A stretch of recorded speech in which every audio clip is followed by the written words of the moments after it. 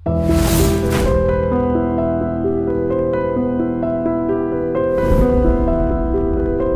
అమరేశ్వర ప్రసాద్ గారు మీ గురువు గారు, వారు మీ మొన్నటి దాకా ఉన్నారు కదా, మీ 28 ఏళ్ల వయసులో మీరు ఆయనతో మీకు పరిచయం ఏర్పడింది. మీరు ఇలాగా ఒట్టుడు అంతే ఇలా ఒక పెద్ద వ్యక్తిగా ప్రాచుర్యం చెందారు కదా.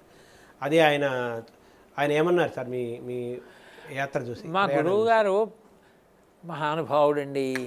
ఆయన పొంగిపోతుండేవారు, సంతోషపడిపోతుండేవారు. కానీ చూడండి, విశ్వామిత్రుడు బాలకాండలో ప్రతి సర్గకి ఓసారి భద్రంతే అంటుంటాడు.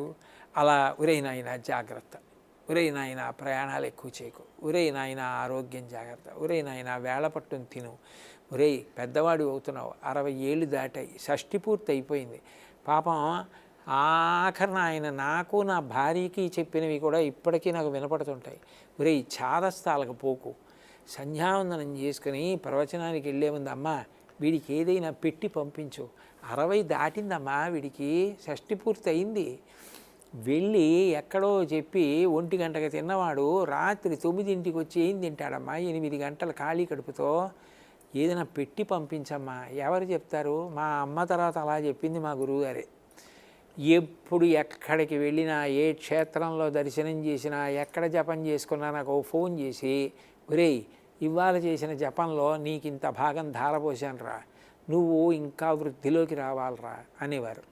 ఒరేయ్ జాగ్రత్తరా, అందరూ నువ్వు అనుకున్నట్టు ఉండర్రా, రాళ్ళు విసిరేవాళ్ళు కూడా ఉంటారా, వద్దురా, మరీ జాగ్రత్తగా ఉండరా, లౌక్యం నేర్చుకోరా, లౌక్యం అన్న మాటకి దూరంగా బ్రతుకుతానంటావురా, వద్దురా, అలా ఉండకురా అనేవారు. అంటే ఒక కన్న తల్లి ప్రేమ ఎలా ఉంటుందో అంత ప్రేమ.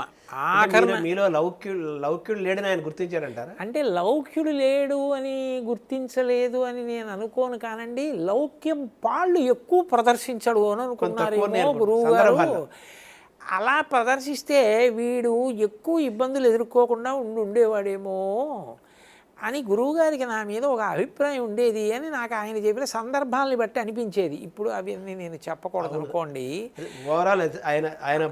ఆయనకి ఏంటంటే కన్న తల్లి ప్రేమ, వీడిని ఏదో పొదివి పట్టి కాపాడేసుకోవాలి, వీడికి ఎలా అయినా కొద్దిగా గడుసుతనం నేర్పాలి. పిల్లలకి చూడండి, తల్లి అనుకుంటుంది నీకు గడుసుతనం లేదంటుంది, అట్లా. అంటే నిజంగా నేను లౌక్యం లేనివాడినే, గడుసుతనం లేనివాడినే, లేకుండా ఇన్ని ఉద్యోగాలు సమాజంలో ఇలా ఎదిరిది ఈ స్థాయికి ఎలా వచ్చా, ఈ స్థాయి కంటే నేను ఏదో పెద్ద స్థాయికి వెళ్ళిపోయాను కాదు, 2 పిల్లల్ని పెంచానా, పెళ్ళిళ్ళు చేశానా, ఉద్యోగాలు వచ్చాయా, నేను ఉద్యోగం లౌక్యం లేకుండాను గడుసుతనం లేకుండా ఎలా సాధ్యం అండి? కానీ ఏమిటంటే మా గురువుగారి దృష్టిలో నువ్వు ఇంకా కొంత గడుసుతనం ప్రదర్శించాలి అని ఆయన ఏవో సందర్భాలు ఉటంకిస్తుండేవారు. ఇదిగో నీకు ఇలా రాలేదు, నువ్వు ఎంతసేపు నీ నిబద్ధతే అంటావు, అలా వద్దురా అంటుండేవారు అప్పుడప్పుడు. అంటే అది ఆయన ప్రేమ, పాపం ఆ పిచ్చి ప్రేమ. అది ఇంకా ఆయన రాంధ్రాన్ని ఏం చేసేవారంటే ఇంకా ఆయన జపం చేసి నీకు ధారపోసేశాననేవారు. ఎందుకనంటే అది నన్ను రక్షించాలని ఆయన కోరిక.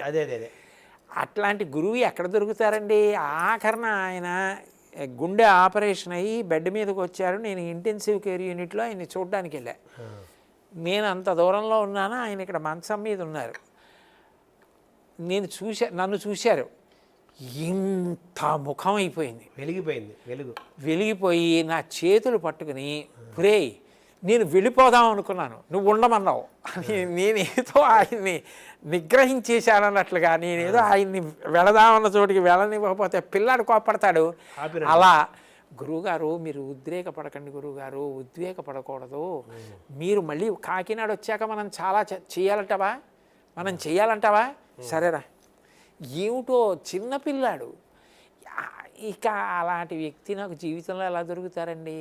కానీ ఒకటి, ఆయన ఎక్కడికి పెడతారు, ఎప్పుడూ నన్ను ఆశీర్వచనం చేస్తూనే ఉంటారు. అలా చంద్రశేఖరేంద్ర సరస్వతి స్వామి లాగా ఆయన ఒక పక్క ఈయన ఒక పక్క మిమ్మల్ని దర్శనం చెప్తుంటారు, కాపాడుతూనే ఉంటారండి.